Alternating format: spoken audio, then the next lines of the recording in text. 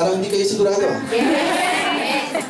Okay? Sabi dito, it is well with him in his prosperity. Ha? Kahit walang pera sa bulsa, prosperous pa rin. Gagamit ang Panginoon ng anghel na may pera. Marami dyan sa tabi-tabi. Gagamit ang Panginoon ng instrument. Ha? Kasi yung prosperity, para sa Panginoon, mahalaga yan. Mahalaga na na-enjoy natin ang buhay natin. Kami po, being a missionary, nakapag-tour na po kami sa mga missionary places. Missionary places naman. Gratis. Kasi para sa Panginoon po, hindi problema yung airplane, air flights na yan. Hindi po problema yan. Balang araw nga katulad ni Jesus, kung saan tayo, kung isipin natin, andun na tayo, no? So, prosperity is very important sa Panginoon. At lahat po ng kanyang anak, pinaprosper niya. Alam niyo po, kayo dito, when you entered, kasama po namin kayo, iniiyak namin sa Panginoon mga problema niyo, wala kayong trabaho, ang dami niyong may mga sakit sa pamilya, ang dami-dami. Pagkatapos po ng 3 months, ito, punong-punong patotoo. Kayo na nagcha-challenge sa amin, kuminsan humihina na rin yung amin. Kuminsan kasi kapag maraming mga attacks, mga we pastors, kami po ay malakas, pero kailangan din po ng prayer. Kailangan ng prayer ninyo. Kasi po, behind the scene, diyan po kami nagre-wrestle. Kasi every after Sunday's victory, ang atake mo ng kaaway, katakot-takot. Kaya thank you for your prayers sa mga pastors. Nakaka-recover kami. But, let me tell you, yung pong mga prayers namin sa inyo, tuwang-tuwa kami kasi nakikita namin yung answer. Nakikita namin ngayon, puro kayo mga mukhang bata na. Yung nag-glow ang face nyo. Nag-glow. Para na kayong mga future angels. Kasi yung mga angels, wala nang ginawa kundi mag-smile. Kagabi, tinuruan kami how to smile si Sir Marlene. Kaya, tuloy, yung mga picture puno-puno na napakagandang smile. Mamaya, kausapin niyo si Sir Marlene kung paano yan. Secret. Okay, so, prosperity is not a problem. It is well with him in his prosperity. We must be thankful for such a great favor from God. We righteous people are always favored by God. Tingnan niyo, isang prayer lamang, yung kanyang anak, pasado na sa exam. Kung hindi siya nag-pray, kasi special ang mga prayers ng mga nanay. Let me tell you, you are very, very special. Moms, kuminsan yung mga dads, kuminsan hindi masyado, pero yung moms, you are so special because all your prayers are being answered. Amen. Alam niyo kung bakit?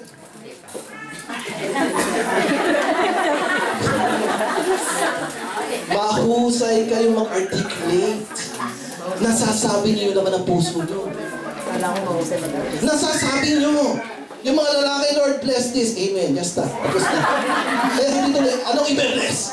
Basta alam mo na, Lord. Alam mo na. Pero kayong mga babae, detalyado. I-bless mo, Panginoon. Yung Panginoon ganito, ganyan. Kaya pag nag-intercession ng mga ating intercessors dito, kulang 1 oras. Sa telepono, ha? Praise God. Kasi gusto ng Panginoon yung detailed prayer. Yung prayer with intelligence. Hindi ko sinasabi na men are not intelligent. But I'm not saying that.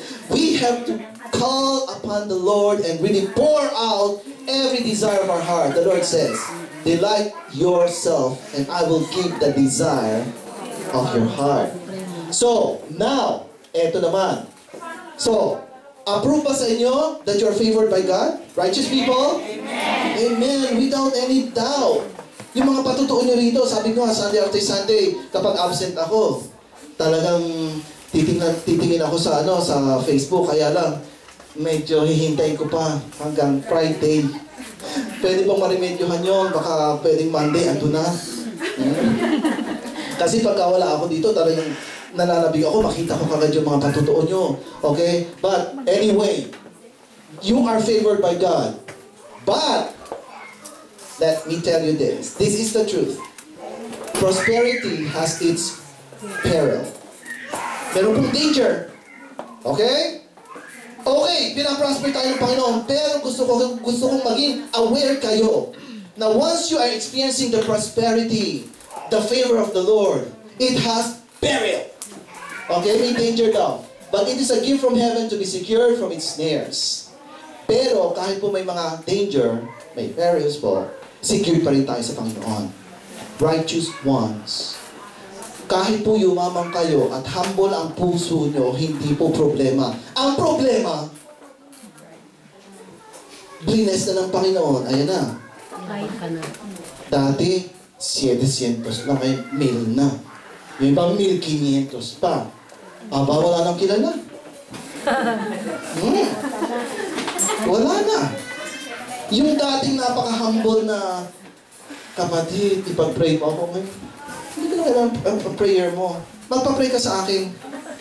Kasi, mas malaki yung sweldo ko sa'yo. Ibig sabihin, mas bless ako sa'yo. So, ako ang magpe-pray sa'yo. Ikaw hindi ka magpe-pray sa akin. Ako ang magpe-pray sa'yo. Ha? Yun yung peril. Yung kapag ka, yung nape-bless ka nga, pero instead na i-glorify mo ang Panginoon, sino nag-glorify? Yung sarili mo. Instead of giving glory to the giver, you are giving glory to the gift. Ha? Kaya ko yun kasi ang sipag ko eh. Masipag ako, mahusay ako magluto, kaya ako na-aumento eh. Ha? Kaya ang dami-dami ko, may part-time pa ako. Meron pa ako full-time. Meron pa ako, ayun, dahil sa galing ko.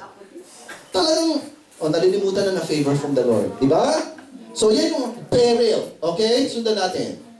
Bakit may snares? Let's go up. The effects of prosperity. We are all caught in a trap. It goes like this.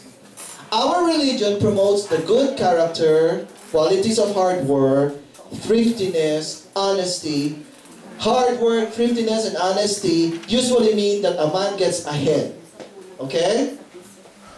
Yan. Yung religion, dahil tayo natututo sa church na maging honest, natututo tayo magtrabaho, maging matipid, tinuturo sa atin yung 40-20-40, ano ba yun? 80-20... 10-10-80. 10-10-80. Ano yung 10-10-80? Para dun sa mga...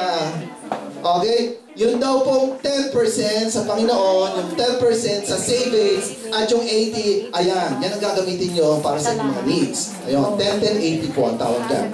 So, natututo tayo maging thrifty, nagsisave tayo in times of emergency.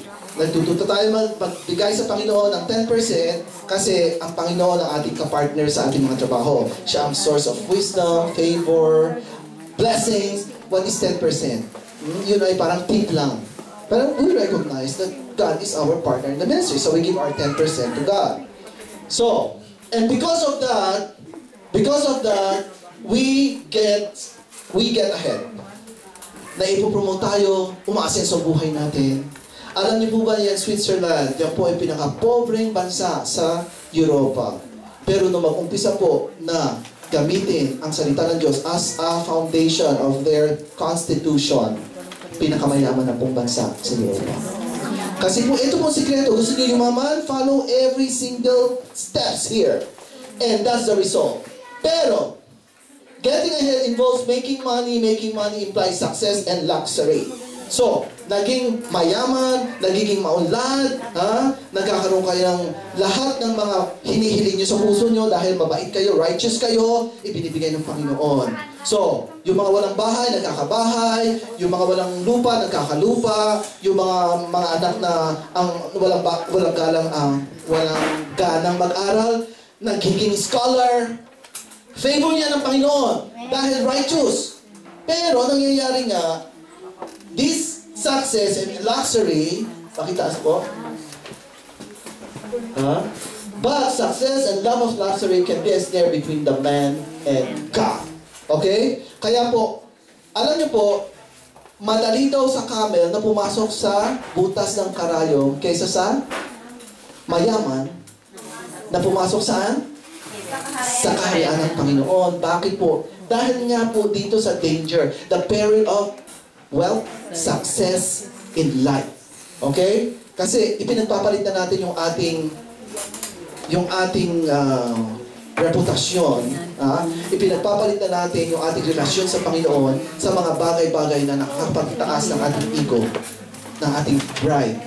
Let me tell you, meron po nakikinig po ako doon sa isang radio program, tinanong nila, ano ang pinaka-matinding pagkakasala na pwedeng makomit ng tao na nagmula sa langit? Yun po yung definition nyo ng wicked. Pride. Bakit po? Ano po nagpabagsak kay Lucifer? Pride. Kaya yung may mga fried chicken dyan.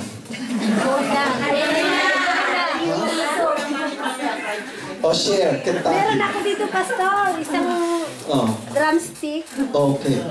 Kainin nyo yan, enjoyin nyo yan, pero papasok sa ulo nyo yan. Sa tiyan. Sa tiyan, lulunin, pero sa ulo wag. Okay? Yung pride na yan, yan ang nagpabagsak kay Lucifer at yan din ang magpapabagsak sa mga righteous man of God. Dahil nga yun ang peril ng success and victory in life. Nalilimutan yung giver. Nafo-focus sa gift. Sinasamba yung gift. Okay? So I'm warning you this morning. You will be blessed by the Lord. God's favor is upon you. But make sure that you are aware, you know how to handle these blessings. Kasi kapag nagkamaling-mali kayo, bagsak nyo, Lucifer. Okay? And another thing, ito po si Ananias and Sapphira, if you know the story, ay isa sa pinakamayayaman doon po sa iglesia ng Corinto. Ano pong ginawa nila? Okay, they sold their possessions, pero para ipagmalaki.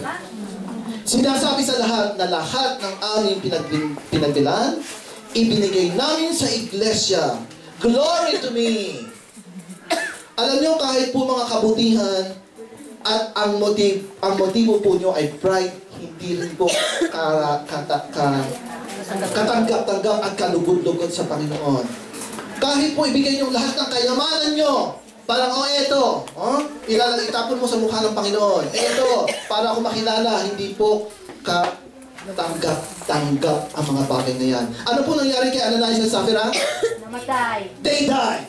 At that instance. Bagsak. Magkasunod na namatay. You know, let me warn you. Let me warn you. Hindi po nakukuha sa hypocrisy ang paglilingkod sa Panginoon. Bakit? Yung po mga Pharisees, hypocrite po yung mga yan. Alam nila ang law. They know how to tithe. Ang pagtatithe pa niya talaga yung butil. Yung bawat butil, kailangan bibilangin. Yun po yung napakalegalista. Lahat yan, alam nilang gawin, lahat sunod. Pero alam niyo po, ang tingin ng Panginoon sa kanila, basura. Ang tingin ng Panginoon sa kanila ay mga whitewashed tomb. Yung pong mga libingan na bulok ang ilalim. So, let me warn you, righteous ones, everything will go well with you, but the wicked will be punished. Be careful. God sees the heart. Hindi yung kabutihan na nakikita sa labas. Ang bait-bait nyo. Sige, bigay kayo ng bigay sa mga tao, bigay ng bigay. Pero ano ang laman ng puso nyo para itaas ang Panginoon? O itaas ang sarili nyo? If pride is the one that motivates you, go down to your knee and ask the Lord, Lord, give me a humble heart. That is a peril.